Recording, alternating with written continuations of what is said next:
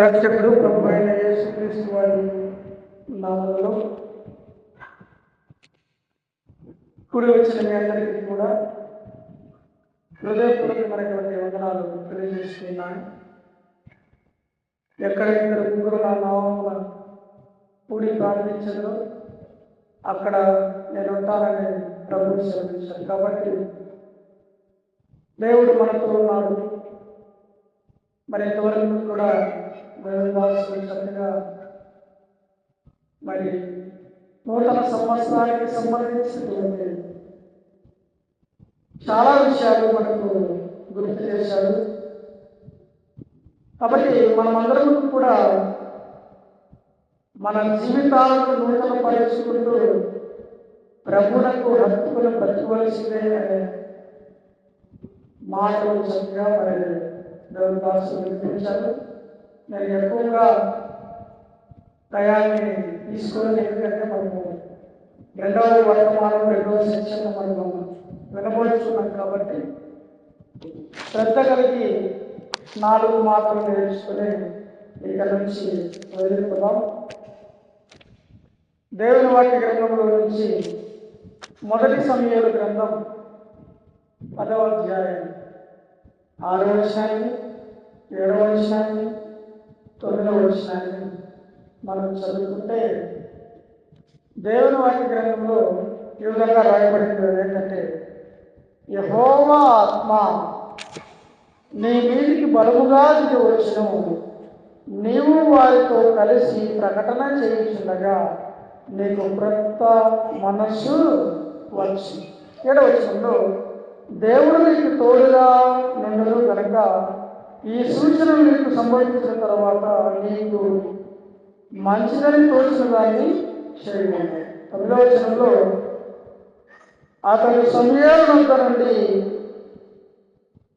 వెళ్ళిపోవుటకై తిరిగి రాగా దేవుడు అతనికి కొత్త మనస్సును అనుగ్రహించింది. ఆ దినమందునే ఆ సూచనలు కనబడింది. చాలా ఇక్కడ ఒక రాజు కనిపిస్తున్నాడు. ఆ రాజు పేరు సౌలు. బైబిల్ గ్రంథంలో దేవుని తరఫున ఏర్పరచబడినటువంటి వాడు, రాజుగా ఎన్నిక చేయబడినటువంటి వాడు సౌలు మహారాజు. మనకందరికీ కూడా ఆయన గురించి బాగా తెలుసు. ఆయన తర్వాత దావీదు గారు రాజు అయినట్టుగా మనము దేవుని వాక్యాన్ని చూస్తున్నాము. అయితే సౌలు గారికి మరి ఇంకా రాజు కాకముందే దేవుని పిల్లలను కలుసుకున్నప్పుడు నీకు ఏ మనసు వస్తుందని చెప్పాడమ్మా? క్రొత్త మనస్సు. దేవుని పిల్లల సహవాసం నువ్వు కలిగి ఉండాలి. దేవుని పిల్లలను నువ్వు కలుస్తావు. వారిని దర్శించినప్పుడు లేదా వారిని కలుసుకున్నప్పుడు నీకు ఏమి కలుగుతుంది అని దేవుని దాసుల ద్వారా సౌలు గారికి ఈ మాట చెబుతూ ఉన్నాడు. కాబట్టి సౌలుకి ఏమవుతుందంటే కొత్త మనసు వచ్చింది.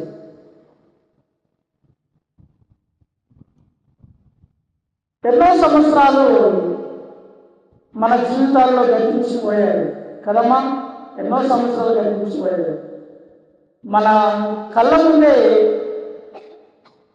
మనకంటే బాగా డబ్బున్న వాళ్ళు, అందంగా ఉన్న వాళ్ళు, ఐశ్వర్యవంతులు, హాయిగా సుఖంగా ఉన్నవాళ్ళు, వీరికి ఏమీ కొదువు కూడా లేదు, అలాంటి ఆరోగ్యంగా ఉన్నటువంటి వారు అకస్మాత్తుగా చనిపోయిన వాళ్ళు ఉన్నారు.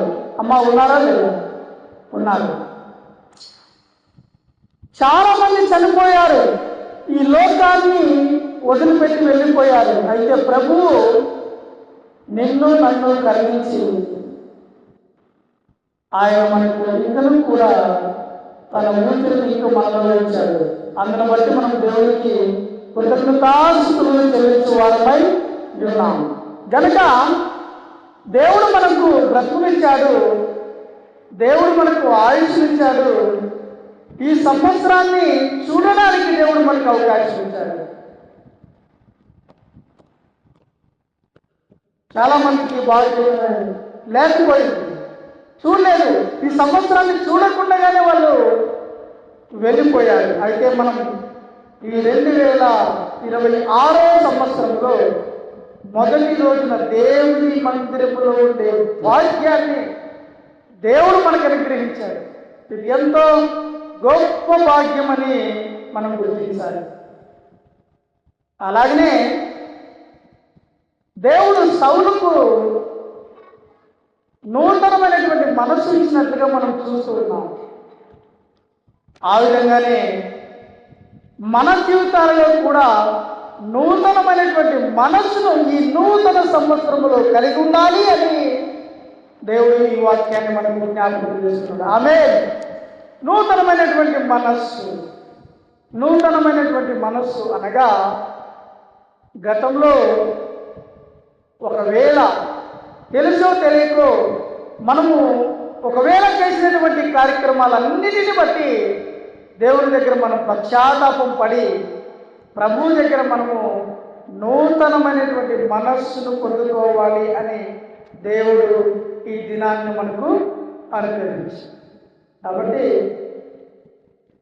మన చూపుల ద్వారాను, తలంపుల ద్వారాను, ఆలోచనల ద్వారాను, మాటల ద్వారా మనం ఎవరిని బాధించామో మనకు తెలుసు, ఎవరి ప్రాణము నొప్పించామో మనకు తెలుసు, ఎవరితో మనం గొడవ పడ్డామో మనకు తెలుసు. మన స్థితిగతులు జరిగినటువంటి దేవుడు మనలో కోరుకున్నది ఒకటే, అది ఏంటంటే ఈ నూతన సంవత్సరంలో, ఈ నూతన దినమందు నువ్వు నీ మనస్సును నూతనముగా మార్చుకో అన్న ఒక మాటను మనకు చదివించాడు. సర్ప సంతానమా, రాబోయేతను తప్పించుకుంటూ పోయి బుద్ధి చెప్పిన వాడు ఎవడు? మీరు మారు మనస్సుకు తగిన ఫలమును ఫలించండి. మారు మనస్సుకు పొందినటువంటి ఫలం, అదే పాత జీవితాన్ని, అదే రోత జీవితాన్ని మనం కలిగి ఉండకూడదు అనే దేవుడు మనల్ని బ్రతికించాడు, ఈ సంవత్సరంలోకి అడుగు పెట్టాడు అని మనము గుర్తించుకోవాలి. కాబట్టి నూతనమైనటువంటి మనస్సు సౌలుకు వచ్చిందంటే వచ్చింది. దేవుని దాసులను కలుసుకున్నాడు, దేవుని ఆరాధించాడు, దేవుణ్ణి మహిమపరిచాడు, దేవునికి కృతజ్ఞతాస్తుతులు చెల్లించాడు. అందుకు గాను దేవుడు సౌలుకు నూతనమైనటువంటి మనస్సును అనుగ్రహించాడు. కనుక నీవు నేను కూడా దేవుని మందిరములో మన జీవితంలో చేసినటువంటి విధమైనటువంటి కూడా మనం ఒప్పుకుంటే, ప్రభువా నాకు నూతన మనస్సును, ఇంకో సౌలుకు నూతన మనసు ఇచ్చినట్లుగా నూతన హృదయం నాకు ఇవ్వు ప్రభువా అని కనుక నువ్వు దేవుని మందిరంలో ప్రార్థన చేస్తే ఖచ్చితంగా ఈ నూతన సంవత్సరం దేవుడు నీకు నూతన బలాన్ని, అలాగనే ఆశీర్వాదాన్ని, అలాగనే ఆ మనస్సును, ఆత్మను కూడా నీకు అనుగ్రహించడానికి దేవుడు సిద్ధంగా ఉన్నాడు. కాబట్టి మనము చక్కగా ఇక గడిచిన దినాలన్నీ కూడా మరచిపోదాం.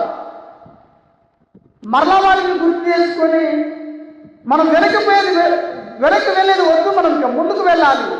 కాబట్టి దినాలని, సంవత్సరాలను, ఆయుష్ను దేవుడు పొడిగించాడు. అన్న చదివించాడు ఆ మాట, కోపించునే వాత్సల్యమును చూపిస్తూ ఆయన సంవత్సరములను, దినములను పొడిగిస్తూ ఈ నూతన సంవత్సరంలోనికి అడుగు పెట్టేటట్టు మనల్ని చేసి ఉన్నాడు. కనుక మన జీవితాలను సరి చేసుకుందాం. అట్లాగనే ఒక మాటను మనము చదువుకుందాం. హెజ్కేల్ గ్రంథం నేనే చదువుతాను, మనకు సమయం లేదు.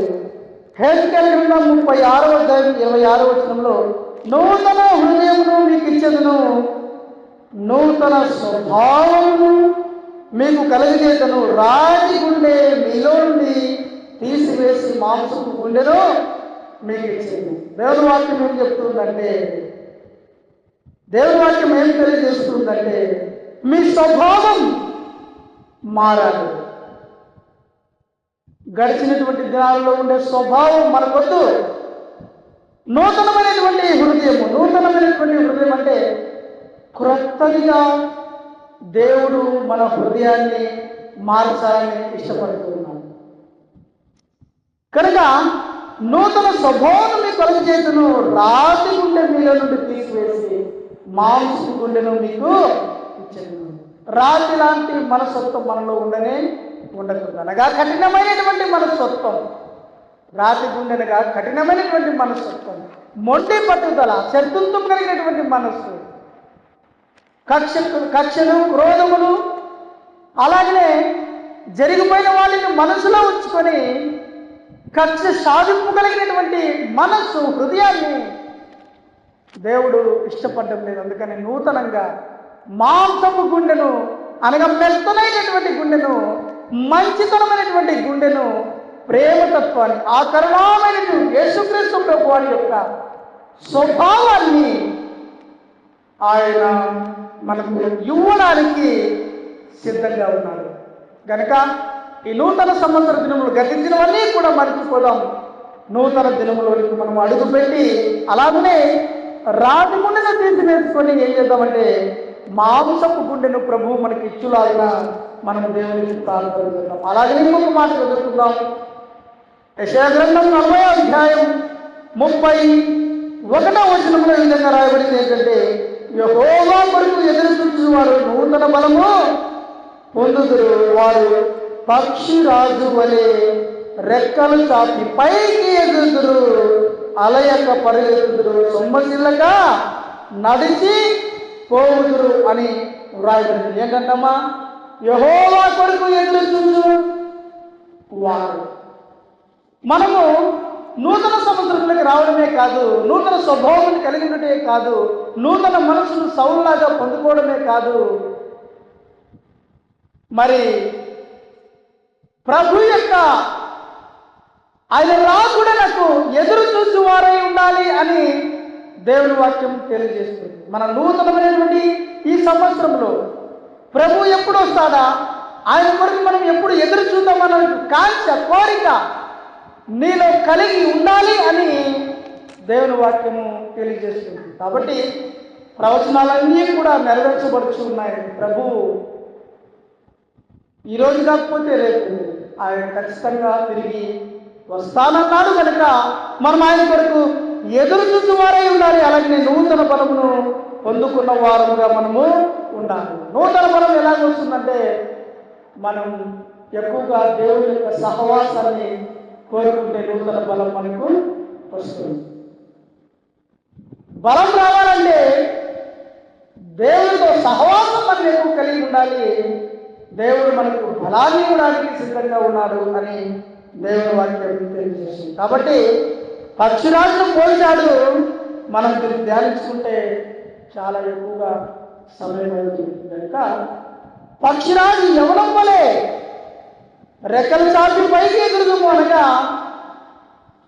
అది ఏ విధమైనటువంటి వేగాన్ని పొందుకుంటుందో మనం ఆ విధమైనటువంటి వేగాన్ని పొందుకొని ప్రభు పనిలో, ప్రభు పరిచర్యలో, ప్రార్థన ఎందును, సహవాసం ఎందును, రొట్టె విరిచి ఎందును, మందిరముకు వచ్చే విషయాల్లోనూ దేవుని వాక్యాన్ని ఇతరులకి తెలియజేసే విధంగాను మన ప్రేమతత్వాన్ని, మన దేవుడు మనకు అనుగ్రహించినటువంటి ఆ ప్రేమతత్వాన్ని, యేసుక్రీస్తు యొక్క గుణలక్షణాలను మనము ప్రకటించు వారమై ఉండాలి అని దేవుని వాక్యము తెలియజేస్తుంది. కనుక మనము నూతన స్వభావాన్ని కలిగి ఉన్నాము. సంవత్సరములు జరుగుతుండగా ఆయన కార్యములను నూతన పరుచుతున్నాడు. సంవత్సరాలను పొడిగించాడు, ఆయుష్ను పొడిగించాడు. అబ్బాయిని మొదలుపెట్టిన ఆత్మను విధాన దేవుడు మనకు అనుగ్రహించినాడు. కనుక మనము మాత్రము దేవుని మందిరానికి వచ్చి భక్తి పరులుగా జీవిస్తాం. మన పాత జీవితాన్ని మరచిపోదాము. ప్రభు కొరకు ఎదురు చూసేవారుగా, ఆయన కార్యములు ఇతరులకి తెలియజేసేవారుగా ఉన్నాం. ప్రభువు తను తానుగా తగ్గించుకొని రీతిగా చేసుకొని మానవుడిగా ఈ జీవుని దిగువేశాడు. ఆయన గొప్ప ప్రేమను మనం సాధువారమై ఉండాలి. ఎన్నో తన సంవత్సర దినమందు ఇదిగో ఈ సంవత్సరమంతా కూడా దేవుడు మనలను, మన పిల్లలను కూడా ఆశీర్వదించి వారి దేవుడిలో పెరగడానికి, భక్తిలో పెరగడానికి దేవుడు సహాయపడును గాక. ఆమేన్. కూడి వచ్చిన మీ అందరికీ కూడా నూతన సంవత్సర శుభాకాంక్షలు. ప్రార్థన చేసుకుందాం.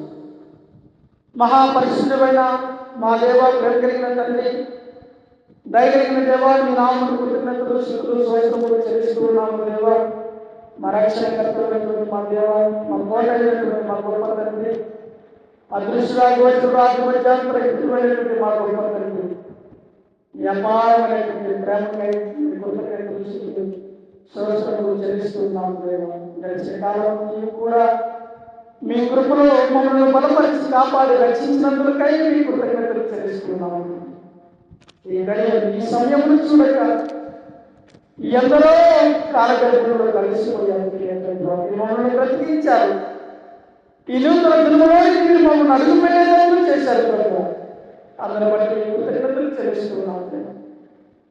సౌలు కలిగించినటువంటి మనస్సు, నూతన స్వభావాన్ని, నూతన ఆత్మను మీరు మాకు అనుగ్రహించాలని విశ్వసిస్తున్నాను. మీ స్తోత్రాలు చెల్లిస్తున్నాను. వాక్యాన్ని మీ స్తోత్రాలు చెల్లిస్తున్నాను. ఇది మొదలుకొని మా జీవితాలలో గొప్ప నీ వెలుగును ప్రచురించు వారంగా మేము చూపించాము. దేవాలయకై కృతజ్ఞతలు స్తోత్రములు చెల్లిస్తూ ప్రభువు యేసుక్రీస్తు వారి నామములో ప్రార్థన చేయొచ్చు. విన మనసు వేడుకుంటున్నాము తండ్రి. ఆమేన్.